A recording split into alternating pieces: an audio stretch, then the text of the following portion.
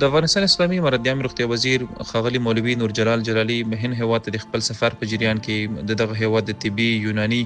آیورویدي او دودیزو درملو وزارت یعنی ایوش له وزیر شری پرتاپ راو جاد افسر لیدنه ترسره کړه. په دغه لیدنه کې په کابل کې د دودیز درملنې اړوند انسټیټیوټ او د څېړنې یو مرکز جوړېدنې، د دودیز درملنې اړوند اشخاصو روزنه کې مرستې او د دوه اړخیزو همکاریو یو هوکړلیک لاسلیک کېدنې اړوند خبرې ترسره شوې.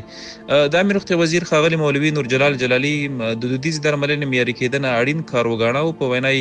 د دغه برخې د معیاري کولو او اصولو ته برابرولو په موخه یې په دغه وروستیو کې لازمي هڅې پیل کړي چې په دغه برخه کې د هند هیواد چې د دودیزې درملنې برخه کې ښه تجربه لري همکاري ارزښتمنه ده. له بل لوري د هند ایوش وزیر په کابل کې د دودیزې درملنې اړوند څېړنیز مرکز جوړېدنې، د نصاب د تطبیق او انسټیټیوټ جوړېدنې او په نورو بېلابېلو برخو کې د همکارۍ ژمنې وکړې